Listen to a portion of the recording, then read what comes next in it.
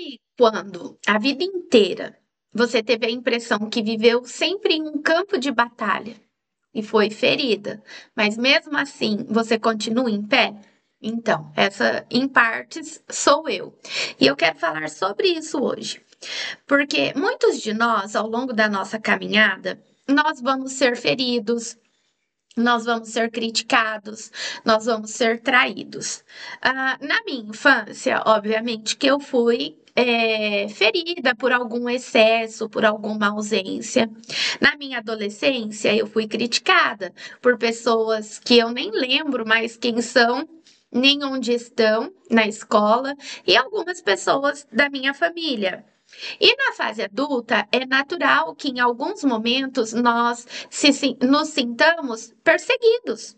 É normal sentir assim, porque, por exemplo, você está lá, tem um sonho, tem um plano, você está esperando em Deus para que isso se concretize. Aí vem alguém que você ama e começa a falar que você deveria fazer isso, aquilo outro, e opinar e dizer que a sua vida não está legal.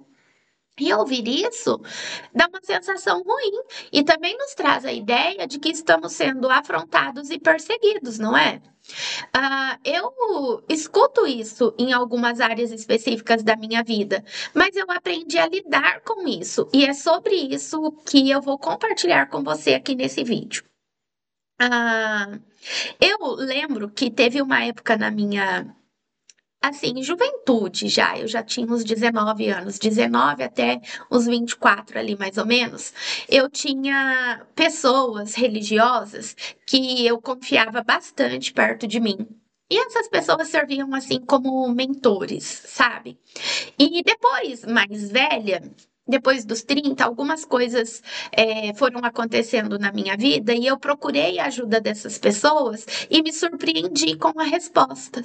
E aí, já mais madura, eu descobri que, na verdade, essas pessoas que eu confiava, que eu compartilhava áreas específicas da minha vida, nem estavam ali por mim 100% em pureza, sabe? Algumas eram manipulativas, elas tentavam me manipular, tentavam controlar os meus passos, e isso fez com que eu me afastasse de mim mesma por um tempo. Entende? E não responsabilizando essa pessoa, porque eu trago a responsabilidade para mim hoje. Mas como eu era muito jovem, muito menina, a gente tem essa tendência, né? É natural e até uma necessidade real de ouvir conselhos, de ouvir pessoas. E se essa pessoa ainda tem um cargo religioso, meu Deus, com certeza você vai ouvi-la com maior atenção e acatar muito do que ela fala, até por uma questão de respeito, de medo, de reverência, né? E eu aprendi, sabe, que isso traz prejuízos. Claro que comparado a uma pessoa que não tem valor moral é, bom nenhum, é melhor que você seja orientado ou enganado aí por uma pessoa que ainda se esforça de alguma forma para ter resultados, né, em valores morais saudáveis. É melhor. Mas ainda assim, isso é benéfico. E como que eu resolvi isso? Bem, em primeiro lugar, eu olhei para a minha vida, olhei para o cenário que eu estava, isso já de perto dos 30, e eu olhei para um cenário de muitas perdas, sabe? Financeira, emocional, sentimental, familiar, nas amizades. E eu olhei para aquela bagunça toda e eu falei: Deus, como que eu saio daqui? E aí eu comecei a refletir que algumas coisas atrasaram na minha vida porque eu era cabeça dura, lógico, né? E outras porque eu estava ali insistindo em tomar decisões para agradar sempre alguém, sabe? Para aceitar, para acolher o conselho que eu recebia. E por um medo também, uma frustração, sabe? Porque as coisas tinham saído um pouco diferente do planejado e eu fui protelando, eu fui adiando me comprometer diante da decisão que eu precisava tomar ali dentro de um cenário de dificuldade. E aí, cansada, bem farta disso, eu parei de ouvir todo mundo e eu comecei a ficar sozinha. mais quieta. Como que se eu entrasse num lugar de meditação agora? Mas não era bem uma meditação. Eu orava muito. E aí, quando eu não estava orando, eu pensava muito sobre o cenário que eu estava, né, de dificuldade ali diante de mim, e o cenário que eu queria alcançar. Eu olhava para a mulher que eu tinha me tornado e com os resultados que eu tinha, e eu olhava para frente. E também olhava para dentro para enxergar a mulher que eu me via, sabe? E aí eu olhava para frente e falava, cara, eu sou essa mulher que tá aqui dentro, que ninguém vê. E lá na frente, essa mulher que tá aqui dentro, que ninguém vê, que ninguém reconhece, tem esses resultados. E aí eu comecei a planejar os resultados que eu queria e a forma que eu queria ser vista. E aí eu fiz um mapa mental para mim, assim comecei a escrever, é que não está aqui, mas deve estar aqui no meio dos meus livros. Tenho tudo escrito. E eu falei, quais são os passos que eu terei que dar daqui para frente, para que esta mulher que eu já sou aqui dentro, mas que vai se manifestar, que está lá na frente, mas que vai se manifestar com esses resultados, sabe, floresça. E aí eu comecei a executar, a tirar os planos do papel como um guia mesmo. Teve coisas ali que durou anos, eu investi anos para que elas se materializassem. E é sobre isso que eu quero falar com você. Quero que você olhe para dentro e você olhe para os seus resultados, olhe para o cenário, olhe para a possível bagunça e pense: qual é o passo que eu posso dar hoje para mudar este cenário atual? Mas olhando já, reconhecendo, conhecendo a mulher que você já é aqui dentro, sabe? E uma das coisas que pode te ajudar, que me ajudou muito, é este livro aqui, deixa eu ver. Ah, é, ó, George Miller. É a Jorge, né? Jorge. É a biografia dele. Este livro custa menos que R$ 20. Você compra no Amazon. Eu vou deixar o link aqui depois. Este livro me ajudou muito, porque este cara, ele desistiu de muitas coisas. Ele deixou muitos conselhos de pessoas que o amavam a respeito dos planos que elas tinham para ele, e ele traçou um objetivo mental e começou a dar pequenos passos físicos, decisões diárias que ele tomava, ele começou a fazer pequenos passos, dar pequenos passos, tomar pequenas decisões para alcançar o resultado enorme que ele obteve lá na frente. E eu comecei a fazer a mesma coisa. Eu não vou dar spoiler, porque eu realmente quero que você leia esse livro. Mas uma das coisas que eu posso falar é que ele silenciou todas as vozes e passou a ouvir a voz de Deus. E algo profundo que aconteceu com ele, eu fico até emocionada, porque eu encontrei este livro, eu tinha 15 para 16 anos. E a minha conversão e toda a minha vida com Deus, a trajetória, tem muito inspirado nisso aqui. Eu sofria muito dentro da minha cabeça quando eu era pequena e adolescente. E eu tinha um sentimento assim que ninguém me entendia, sabe? O que eu queria falar, explicar. E eu vivia meio às avessas. Eu tinha um modus operandi. Gostava de estudar, eu tinha outras preferências. Eu era mais calada, não gostava muito de sair.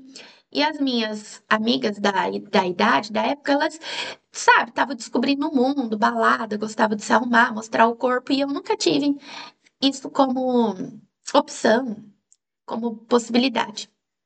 E aí, o que que acontece?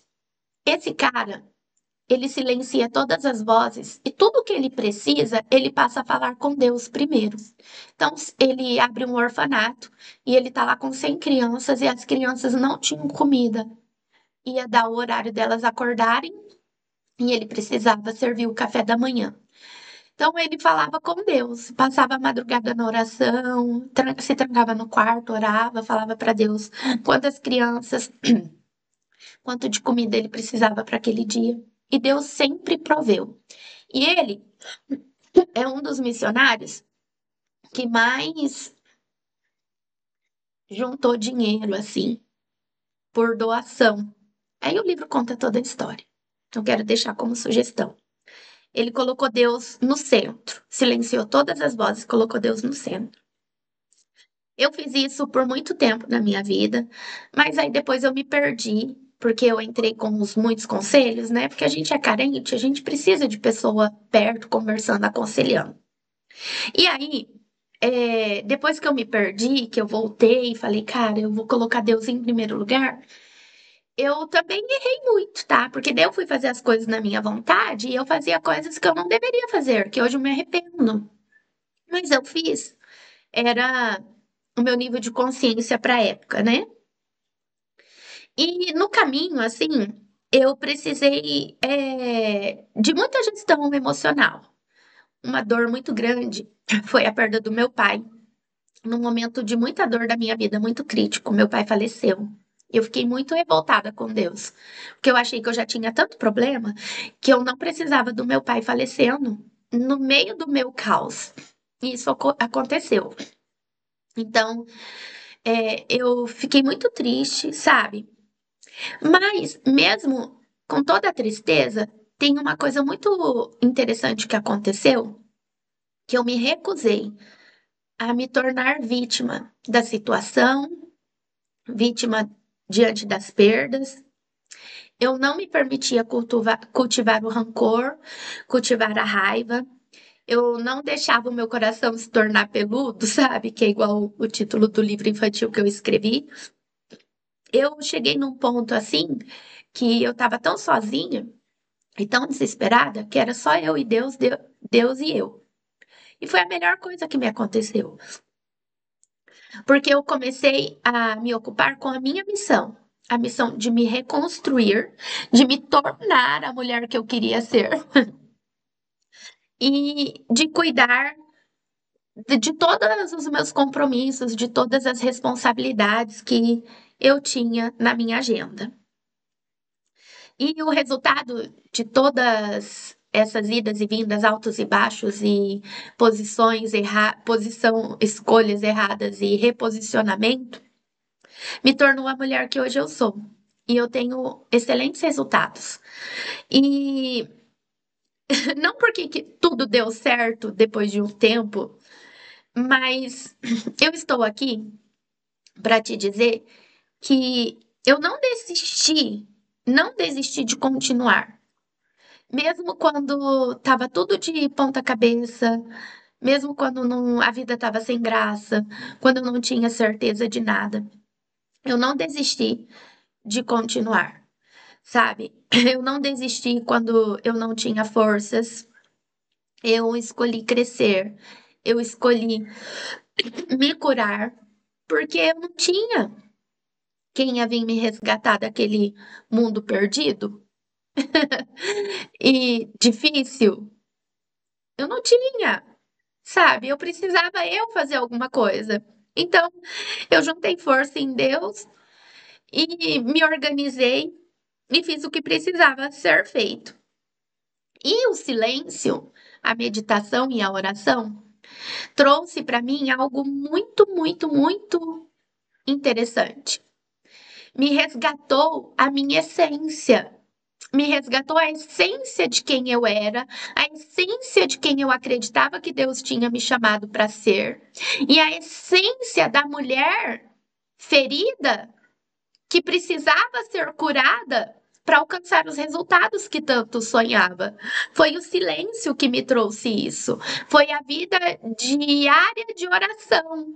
Foi silenciar vozes. Foi parar de querer me comparar à multidão que me trouxe essa graça perdida, que era a existência da minha individualidade, sabe, de volta. E eu quero que, se porventura você tem alguma área da sua vida que precisa desse resgate, eu quero que isso aconteça com você. E a dica que eu vou te dar é que não foi terapia, não foi medicação, não foram atos de rebeldia, não foram sentimentos de vitimismo, sentimentos de culpa, não foram sentimentos de comparação. Não foram ilusões, não foram idealizações de que, ai, se eu tivesse feito isso e o resultado fosse esse, nossa, certeza que eu não estaria aqui, as coisas estariam melhor. Não foi essa forma de pensar. Foi uma organização, uma gestão mental, emocional, espiritual, de olhar para a situação e falar o que eu posso fazer com isso a partir de agora. Fiquei cultuando as dores do passado, não, sabe? Elas estavam lá e eu sabia que quando eu melhorasse, eu teria tempo para tratar aquilo lá, mas eu precisava ser forte no agora. E ser forte no agora implicava silenciar as vozes de pessoas que não deveriam estar na minha vida, de pessoas que passaram pela minha vida, mas não poderiam ficar. Eu precisei fazer essas decisões, aceitar, fazer as pazes com a minha realidade e caminhar a partir daquele ponto. Então, eu quero deixar esta mensagem aqui para você. Freud diz assim: qual a sua responsabilidade diante da sua queixa? A dor que você sente pode não ser sua culpa, mas a cura que você precisa é sua escolha. É você que se decide buscar por esta cura.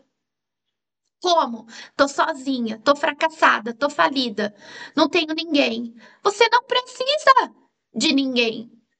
Você precisa silenciar, olhar para frente, não para trás. Você precisa se organizar para não sentir amargura, fazer gestão das suas emoções, não cair num pensamento, ai, que tadinha que eu sou, coitadinha que eu sou. Olha, tem coisas terríveis que as pessoas fazem conosco e que nós somos de fato vítima. Mas quando nós precisamos nos levantar, a gente não pode parar para pensar no tanto de vítimas que somos naquele momento diante de tal situação. Nós precisamos buscar encorajamento e fortalecer. Depois, em algum momento, quando as coisas estiverem mais calmas e tranquilas, você para pensar sobre o tamanho da dificuldade, o tamanho, sabe, da coisa errada assim que fizeram com você. E aí você cura aquilo lá. Quando você precisa de fortalecer de uma ferida, você vai precisar se encorajar e olhar para frente. Não é remoendo coisa do passado que a gente arruma força para construir algo ali para frente. Me entende? Então eu quero te convidar a aceitar que você não precisa de permissão para se levantar. A vida te feriu, pessoas que você confiava te feriram. Eu entendo. Este é um marco na sua história. Na verdade, vamos ser sinceros. O sofrimento é inerente à vida humana e todos nós vamos ter uma situação de dor. Mas a parte boa é que, independente, mesmo diante desse cenário caótico que você pode estar enfrentando, você ainda pode escrever uma nova história. E essa história começa quando você decide que é hora de reconstruir. Você não está sozinha, você não está sozinho. E o mundo precisa de você forte. Que mundo, Fabi? As pessoas que estão perto de você. Se for família, é família. Se for amigo, é amigo. Se forem colegas de trabalho, é colegas de trabalho. E se não for ninguém, o seu reflexo no espelho. Ele precisa de você. Ele precisa da sua determinação. Então, a minha palavra para você no dia de hoje é: levanta. Levanta, porque ainda dá tempo.